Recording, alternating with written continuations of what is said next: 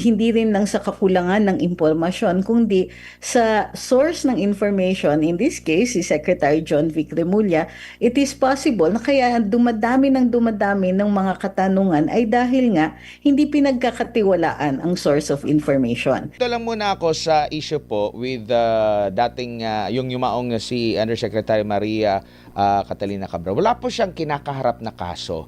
Pero bakit po, legal po ba yung pagpapakuha ng kanyang mga tawag nito, yung kanyang mga gamit, yung kanyang mga cellphone, pati na rin po yung actually ngayon nakikita na natin na isa publiko na yung kanya pong pagpunta doon sa hotel kasama po yung kanyang driver. Bakit po ganito yung kanyang klase ng pag-iimbestiga po sa kanya na considering wala naman po siyang kasong kinakaharap, Attorney Trixie?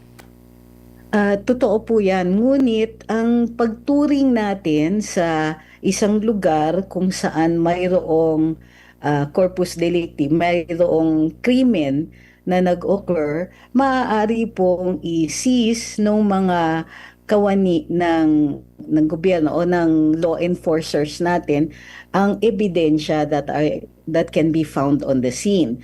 However, dahil private property pa rin yan at if the deceased has family, maaari pong hingin yan ng pamilya. And dahil nga may ownership, may establish yung ownership dyan. Kung hindi rin ma-establish ng mga law enforcers ang evidentiary value nung hinahawakan nila, kailangan talagang i-turn over yan. Opo. Yung mga circumstansya, yung mga lumalabas ngayon sa social media, sa pag-aanalisa nyo po, attorney, nagtutugma po ba? Kasi isa sa mga nagtataka yung ating mga kababayan. Kasi di ba meron lumabas na video, tinatanong siya na ano ba yung greatest fear niya, yung phobia niya. Ang sabi niya, heights. Nagtataka sila, bakit doon siya nagtambay doon sa bangin? Yung mga ganun po na mga katanungan po, attorney. And kung kayo po ang tatanungin, doon sa mga available ngayon ng mga information na mga lumalabas, kumbaga, masasabi na ba natin na parang nagtutugma itong lahat ng mga pangyayari or mas marami pang mga katanungan po ang lumilitaw? Ang tingin ko tama na maraming katanungan dahil nga kukonti or kulang ang impormasyon na nilalabas ng ating gobyerno, partikular na dito ang DILG. Hindi rin lang po yun, no? Hindi rin lang sa kakulangan ng impormasyon, kundi sa source ng information, in this case, si Secretary John Vic Remulla, it is possible na kaya dumadami ng mga katanungan ay dahil nga hindi pinagkakatiwalaan ang source of information. Ngayon, yung mga speculation na naririnig natin or yung mga katanungan, marami naman sa kanilang may basis. Pero in order for us na bigyan ng bigat yung mga katanungan na yon, i-build up yung scenario. So, halimbawa, ang fear of heights, relevant po ba ito kung it was a suicide? Kung a suicide, would the fear of heights, which equates to a fear of harm or a fear of death, still be relevant kung ang purpose ng tao ay to harm themselves? Diba? On the other hand, kung walang intensyon na mag-harm ng sarili, then yung position niya at that point might be questionable.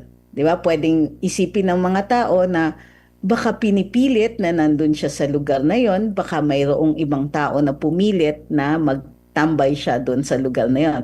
So yung mga questions, nakikita natin dahil nga sa kakulangan ng impormasyon, they can build up scenarios and this is perfectly acceptable dahil nga marami pang mga katanungan ang hindi na-address ng ating mga government officials na who feel the need na maggawa kaagad ng conclusion. Sa totoo lang, hindi kailangan madalian magsabi sa publiko ng conclusion ng cause of death kung kulang pa ang ebidensya o kung marami pang mga katanungan that remain unanswered. Tama kayo.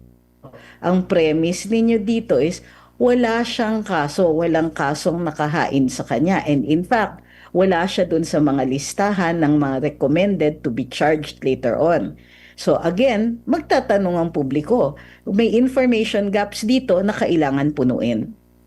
Opo, dito naman po sa kumbaga sa side po ng atin pong pamahalaan, dito po sa pag-appreciate ng halimbawa yung mga district engineers ngayon na possible na maging witness or star witness nila or maisailalim sa WPS kasi may mga restitution, nagsoli ng pera, ganito ganyan.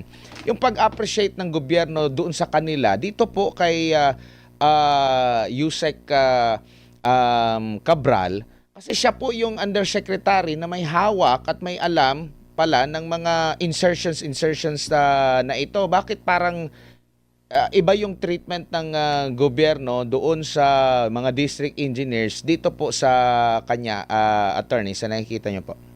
Well, ang nakikita kasi natin, yung mga district engineers, the reason nagsusoli sila ay bahagi dun sa nire-require ng DILG and DOJ na magsoli para mapasok sila doon sa witness protection or ma-consider din sila bilang mga state witness. So mayroong ganong klaseng setting. Itong mga district engineers are already charged, kumbaga, or seriously considered na sila po ay magiging bahagi or magiging respondents sa investigasyon or magiging akusado doon sa actual na kaso. With Undersecretary Cabral, wala pa pong ganong pinag-uusapan, although nakikita natin na nararamdaman na niya na papunta na nga doon sa point na kailangan may pananagutan dito. So iba yung trato talaga sa kanya because she's not yet slated to be a witness. Opo. Dito po sa naging pahayag naman po ni Congressman Leviste na may listahan itong si Cabral at doon makikita kung sino-sino yung mga proponent na banggit nga niya mula sa mga mambabata sa Kamara hanggang Senado. Meron pang mga nasa executive branch outside ng DPWH mula undersecretary hanggang secretary na nagre-request, nagpapa-insert ng mga flood control kahit hindi na nila saklaw yung proyektong ganun. At pati na rin yung sa mga pribado po. Gaano kahalaga itong listahan at may silbi pa ba ito, ma'am, considering wala na yung mismong gumawa nito na pwedeng mas mabigat na makapag-authenticate sa legitimacy nitong listahan po na ito? Let's start. Unang-una, kung ito ay official document or document contained in a official missive or communication, automatic yan. Hindi mo na kailangan i-authenticate yan. Or ang authentication is as to whether or not this is an authentic government document. Okay, number two, bilang bahagi yan ng body of evidence that were seized from a person who has died under suspicious circumstances, pwede pa rin siya. Admissible siya as evidence as having been contained dito. However, in many instances, makukonsider pa rin natin yan bilang ebidensya that can initiate an investigation. Kasi by itself, baka hindi siya tumindig without other corroborative evidence, pero kung magkakaroon ng investigasyon, masusuportahan yan at masusuportahan niya ang other existing evidence. In other words, it can be corroborative or it can be corroborated. So, hindi siya zero evidentiary value kung walang mag-authenticate dahil wala yung tao na nag-execute ng dokumento na yon, but it can be subjected to, it can be initiate an investigation or it can be used to corroborate other existing evidence. Opo, nakikita niyo po ba itong listahan na ito na napakabigat and kung hindi ito ilalabas kusa ng ating national government sa gitna ng kanilang sinasabing sila yung nag-umpisa sa anti-corruption ngayong administration, gusto rin nila ng transparency pero hindi din ganun kabilis yung kanilang pagpapalabas. Kasi kung ito'y opisyal na dokumento ng DPWH, edi pwedeng mailabas ito sa publiko, attorney, agad-agad. Totoo. kung official na dokumento yan, as a matter of transparency, dapat talaga nilalabas yan because the public interest will demand it para makaprevent ng cover-up. So, totoo yan. The need for information trumps the need for yung mga tao na nakalista doon to, ano ba yan, to due process, no? Ang sinasabi kasi ng iba is pag prematurely nilabas yung mga pangalan na yan and then it turns out na maraming mali pa dito sa document, hindi pa siya authenticated and so on, baka makasira ng buhay. However, since wala pa yung judicial process and it is still available later on, maaari namang makagawa ng paraan ng mga mababanggit doon sa listahan na yon na patunayan yung truth or falsity ng pag-include ng kanilang pangalan. So sa ngayon, the demands of transparency outweigh yung sinasabi nila na baka makasira sa pangalan ng ibang mga tao ng mga tao na nandun sa listahan na yon. So I think na in the balance of things, transparency po muna, lalong-lalo na sa panahon ngayon. After all, yung investigasyon was initiated by the government para hanapin at mailabas lahat ng impormasyon tungkol dito sa procurement processes at saka dun sa mga pagnanakaw di umano ng mga pondo ng gobyerno. Kasi 'di ba naalala ko yung merong inilunsad na website ang Pangulo, humingi nga siya ng tulong sa taong bayan na ma-verify itong mga ano na ito, kung ito ba'y ghost project, pakitingnan baka kapitbahay nyo lang itong mga proyekto na ito. Ito po mga listahan na ito makakatulong kung mailabas yan, the more na saglit lang, alam namin yan. Meron kasi, natanong ko rin si Congressman Leviste dito, ang sinasabi niya, meron namang ano doon na sila yung proponent, pero tama lang yung presyohan. Pero karamihan daw doon is talagang lumobo yung presyohan po. Meron talagang anomalya po. Yung pagkakatugma ng mga statement ng atin pong national government, hingil nga sa dito po, attorney.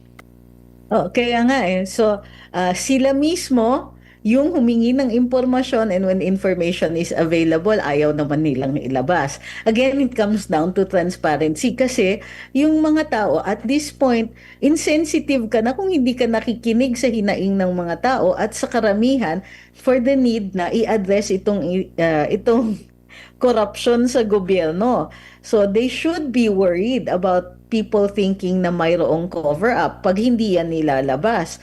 Ngayon pa lang, or in fact, in the course of the entire scandal, kumbaga, parating issue yung pagpoprotekta ng mga opisyales na matataas. Bakit parating yung mga suggestions o yung mga recommendations para ma-charge ay tumitigil just short of our top officials?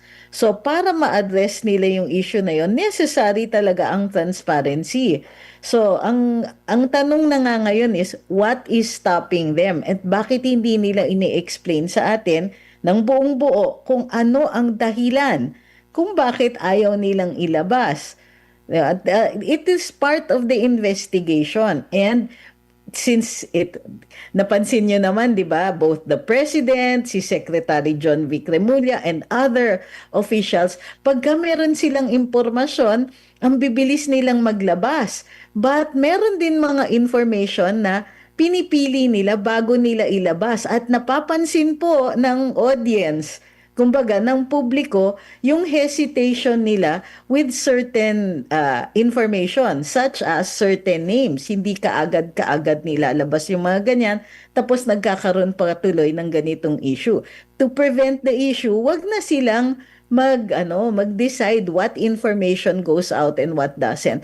Maliban lang dun sa mga constitutionally protected rights. Opo. Kaloka naman to. Opo. Ma'am, meron na pong tinorn over na raw ng DPWH yung listahan sa Office of the Ombudsman. Inaasahan nyo ba na kagaya nung pag-claim ni Ombudsman Remulla kahit hindi kinumpirma ng ICC na may warrant of arrest na si Senador Bato de la Rosa, ganito rin kasigasig na ilabas yung listahan na naibigay sa kanila mula sa DPWH mismo, attorney?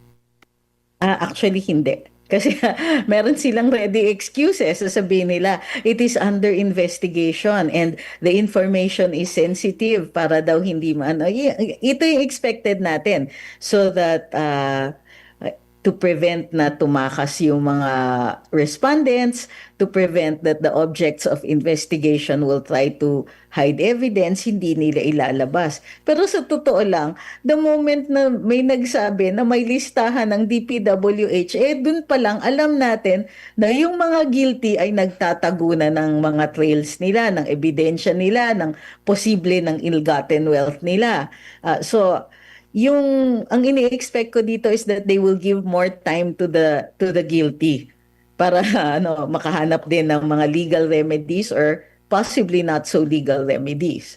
So no, I'm not expecting such kind of transparency from the Office of the Ombudsman as of now. Bago lang si partner MJ, nung nakapanayam namin kahapon si Congressman Leviste, kung ilalabas na ba niya at marami kami mga katanungan na makapag, kumbaga at least kumuha ng dagdag na information kung sino-sino yung mga involved.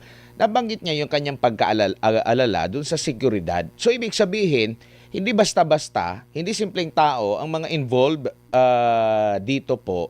At kumbaga siguro nakikita niya na bilang isang congressman lang, kumbaga medyo alanganin para sa kanya, no? Lalo na sa kanyang security. Do sinasabi naman niya kung may mangyaring masama sa kanya, meron siyang inutusan na ilabas na yung ano. Ang ating government po, lalo na ang presidente, makapangyarihan po yan. So, kumbaga, hindi mo basta-basta matatakot, kumbaga, dahil meron niyang sources. Bakit hindi na lang magkusa? Or, ang problema lang siguro dito, baka mag-lead ito sa mas big fish talaga, attorney. Ano nakikita niyo po rito? Tingin ko for those officials na mas mataas ang posisyon, namimili talaga sila kung anong impormasyon ang gusto nilang ilabas, kung sinong tao ang idadawit at baka nga naman it might lead to very uncomfortable accused, 'di ba? Baka for all we know, yung ibang mga opisyalis ng gobyerno ay sila mismo ang involved kaya ayaw nilang ilabas. So, tingin ko diyan it's parang mafia. May code of silence. So, bahagi din ito ng pagpoprotekta sa isa't isa. Kasi pag may isang lumubog, baka matulad kay Saldico at magdadadaldal na rin. So, nakikita natin, this is parang conspiracy yan, di ba? Pati sa pagpoprotekta ng isa't isa, it's an act of protecting yourself. So, as long as hindi sila naglalabas at naaamoy ng publiko na mayroon silang tinatago, the danger na sila po ay kumbaga may public backlash against them, then that remains real. Tuloy-tuloy yan until the information is made available. But even later on pag lumabas na yung impormasyon, tingin nila makakalimutan ng publiko yung hesitation dito sa paglalabas ng impormasyon. I don't think so. Opo, ma'am, good evening. Si MJ po ito. Hi, MJ. Dito po tayo sa business, information of business, no? Merong nangyari ngayong araw at may sinabi si Secretary John Vic Remulla. Nabalitaan po ninyo, ma'am, na parang naghuhukay daw ng basement itong si Zaldico at mukhang imbaka ng pera sa ilalim ng lupa. Anong tingin mo doon, ma'am? Assumptions? Ay nako, kung titingnan ninyo ng mabuti yung sinabi ni Secretary John Vic Remulla, ang sabi niya, normally iisipin natin parking yan. Pero wala naman daw gumagawa ng parking na ganon, kaya ang assumption nila ay lalagyan yan ng cash. So, kumbaga para sa akin, the Secretary should refrain from speculating. Kasi kung gusto niyang siya yung nagiging spokes o sarili niyang spokes para sa departamento niya, he should only be releasing facts. So itong pag-speculate niya ay maliwanag na attempt na idiin ang isang tao who still remains a suspect right now kumbaga hindi pa akusado si Zaldico. And therefore, dapat nag-iingat siya. Yung speculation na ganyan, maliwanag, intends to rile up public anger against a person who is not even yet on trial. Hindi ito katulad ng simpleng paglalabas ng impormasyon, simpleng paglalabas ng isang listahan. naggagawa siya ng senaryo o spekulasyon para idiin ang isang tao. And he should really refrain from that. It's unbecoming of him as the Secretary of the DILG. Ma'am, pares ba tayo ng iniisip para si Zaldico na lang ang guilty at siya ang pinakamasama sa issue at anomalya sa flood control? Ay, yun na nga ang nangyayari dito. Ang nakikita natin, parang yung investigasyon ay nililimita na lang hanggang kay Zaldico. At kung matatandaan natin dun sa ICI, maraming naglalabas ng conclusion or ng na si Speaker Martin Romualdez, ang pinaka-liability niya would be administrative.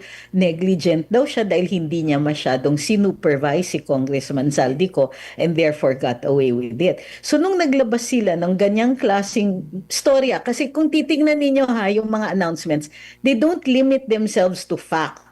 Okay, hindi sila sinasama nila yung kanilang speculation. Sinasama nila yung kwento. Gusto nila i-lead yung publiko doon sa conclusion na gusto nila. Which is not the job of government right now. Kung investigador ka at mag-a-announce ka, facts lang. Hindi pwede yung kasama yung speculation mo kasi you are leading people to a particular conclusion. Sa court nga bawal yan di ba? Bawal ang leading questions except for with certain exceptions. Pero hindi kasi fair yung ganyan. Paano makakalaban ang tao sa laki ng makinarya ng gobyernong desididong gumawa ng kwento laban sa'yo? Yeah. Government is required to be fair. Kaya nga meron tayong Bill of Rights. Hindi ka dapat pinaparatangan ng walang basihan at ang mga resulta ng investigasyon ay dinadala dapat sa hukuman para doon i-determine yung kanyang value as evidence. At kung ito ay titindig bilang ebidensya. Dito, what if may ibang tao, ibang kawani ng gobyerno na naghukay ng basement kasi gusto niya na may playground or play area para sa mga anak niya? Will we also conclude that these people are creating basements para taguan ng cash? Kumbaga hindi siya fair. What the secretary is doing is not really fair. Lalong-lalo na yung tao alam nila hindi is not available para madala sa hukuman at matesting itong ebidensya na ito. Paano naman yung mga binanggit ni Zaldico? Yung mga pangalan, big names. Correct. They should have initiated an investigation. But nagbabanggit siya, binanggit niya ang Pangulo, binanggit niya ang unang ginang, binanggit niya si former Speaker Martin Romualdez. Dapat doon sa pagbabanggit niya ng ganito, nag-i-initiate ng investigasyon to determine kung totoo o hindi ang sinasabi ni Mr. Ko at kung totoo, mayroong krimen, may ebidensya ng krimen, maumpisahan ang mga proseso. Ngayon, ang Pangulo ay immune from suit, pero hindi siya immune from investigations, lalong-lalo na kung kunwari ang iniimbestigahan ay mga tao sa paligid niya and the evidence leads to his doorstep, walang choice kung hindi kumpletuhin ng investigasyon para kumpleto ang impormasyon. If ever, the President pwede naman isantabi ang ebidensya for impeachment proceedings o kaya isantabi din para sa later criminal investigations and possibly litigation. So, in this case, ang nakikita natin, naglabas si former Congressman Zaldico ng impormasyon at ng identification ng matataas na mga opisyalis ng gobyerno. Ang ginagawa ng gobyerno ay dinidefend nila. Imbis na sabihin na, sige, i-subject din natin to investigation. Kasi hindi naman immune from suit si former speaker. Hindi naman immune from suit ang unang ginang. Kung mayroong impormasyon that warrants an investigation, mas magsususpetsa ang publiko kung hindi iniimbestigahan. Yes, it is a statement of somebody under fire. Yes, it is a statement of somebody na wala dito. Gayunpaman, in the interests na bumaba ang spekulasyon at suspicions ng publiko, kailangan mayroon man lang, at least go through the motions of an investigation, di ba? Hindi yung sasabihin ninyo na, ay, baliwala, ay, walang value ang statement ni Mr. Ko. On the contrary, ang daming pwedeng dahilan para ma-include yan. Or, kahit hindi pa naman siya gagawing evidence. In other words, wala pang trial eh. So yung pagkikilatis ng evidentiary value ng sinasabi ni Mr. Ko is premature. But certainly, in the interests of safeguarding the public and safeguarding yung assets ng gobyerno, at the very least, it should be looked into, and a deeper investigation is warranted if an initial investigation indicates na mayroon namang basis ito. And hindi rin natin masabi na walang basehan ng sinasabi ni Mr. Ko given na nagtutugma siya with existing official documents. Ma'am, do you think sa larangan po ng communications, no, yung mga mensahe na nakararating sa taong bayan, do you think yung karamihan ng thinking Filipinos bobo at hindi nila nababasa itong ganitong mga ginagawa ng administrasyon? Never dapat natin ina-assume na ang publiko ay bobo. Unang-una, ang daming tao eh, 'di ba? All you need is ilang mga dalubhasa to explain to the public kung ano ang ibig sabihin ng mga ito. Kung anong ibig sabihin, let's say, ng yung declaration of time of death or yung declaration na found unresponsive. Yung mga ganyan, i-explain yan sa publiko. The government does not have a monopoly on expert opinions, kumbaga. So maraming tao ang maaaring kumilatis sa mga sinasabi ng gobyerno at baklasin yung mga yan and to reveal yung mga errors. So ang best bet talaga ng gobyerno is to assume intelligence, to assume na whatever it is they say will be subject to close scrutiny.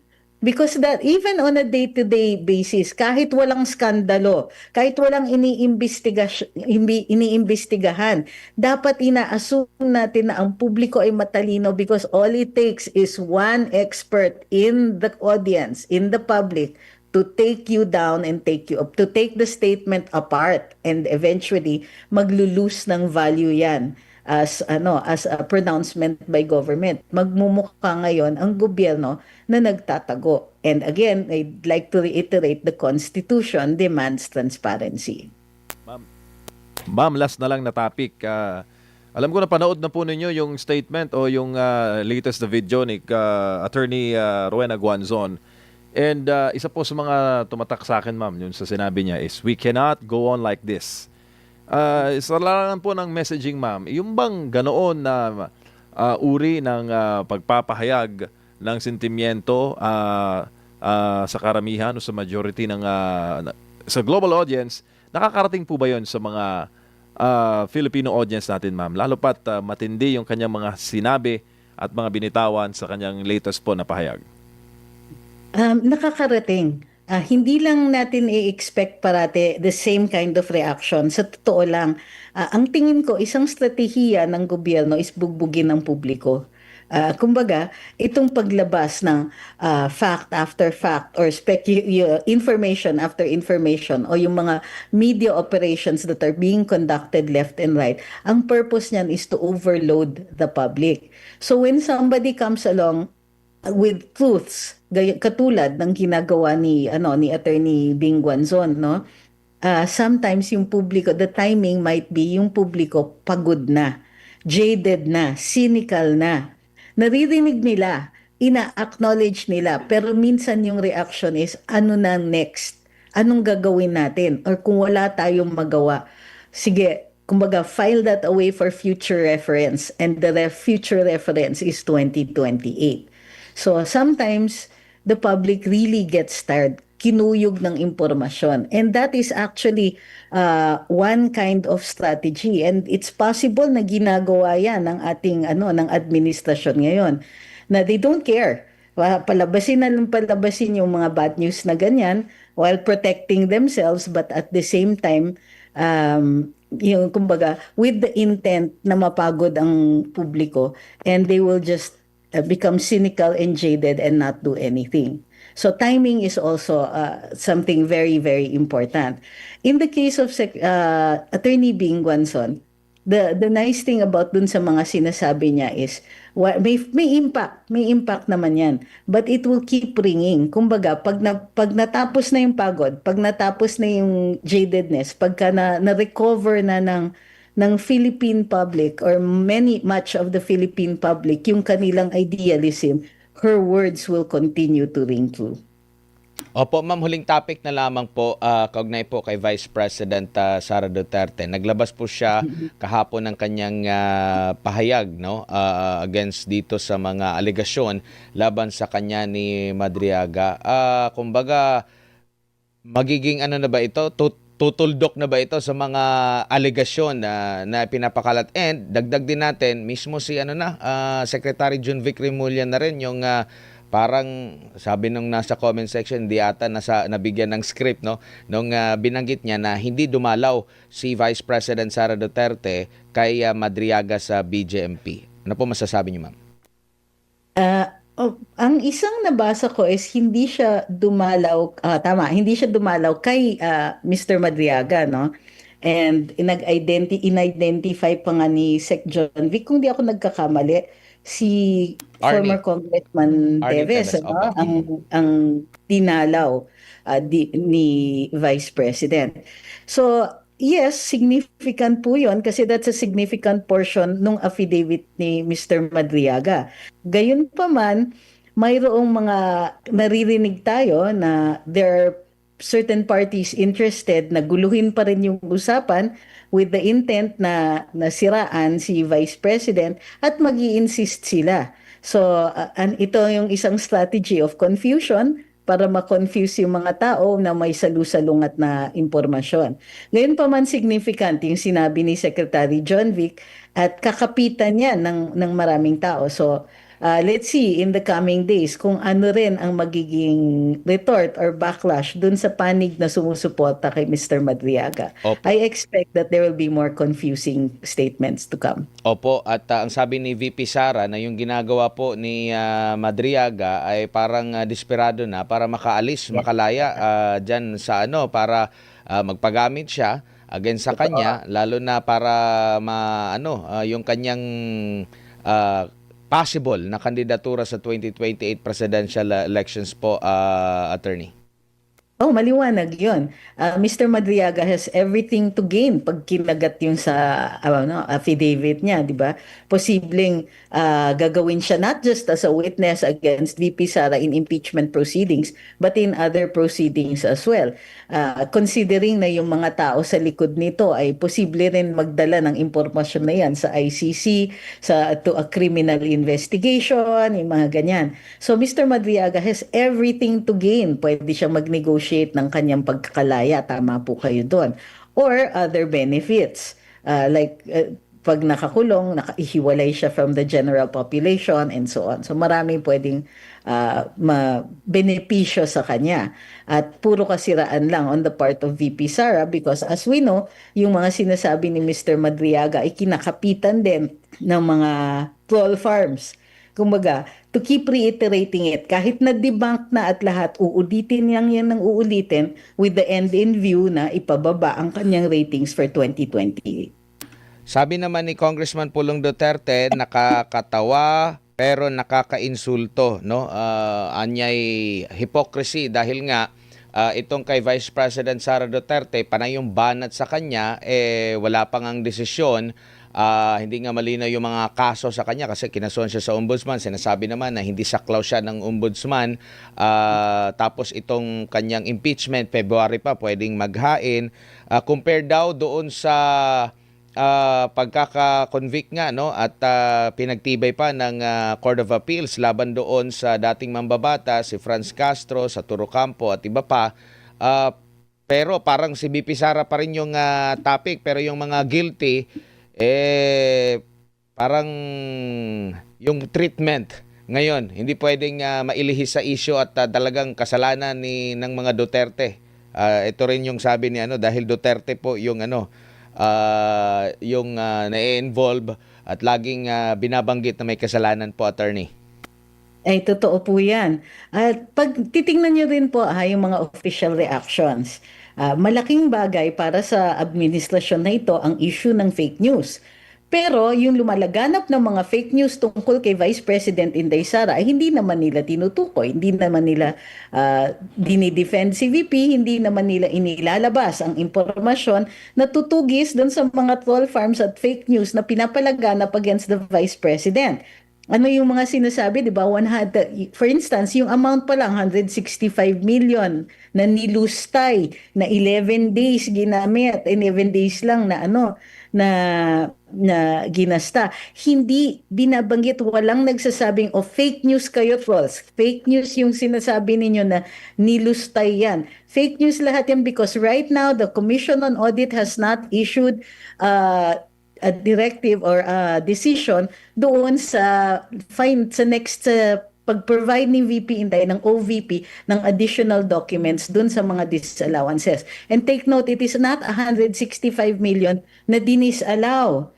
It's just a portion of that, more than 70 million ay allowed yan, inaccept yung liquidation, and only the remainder is being contested.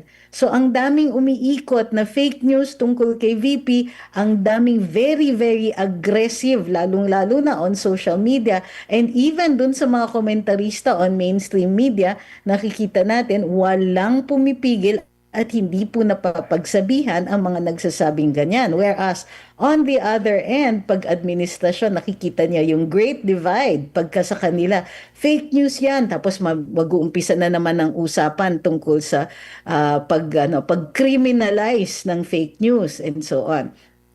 It's grossly unfair, nakikita natin, but also part of the political strategy. Ang nakakalungkot lang o nakakainis at nakakagalit ay masyadong involved ang administrasyon sa pagpapalaganap nito by sheer negligence, by sheer passivity. Na when it is the Vice President, okay lang. Pero pag sa kanila, laban, fight against fake news. Ay nako, halata na masyado.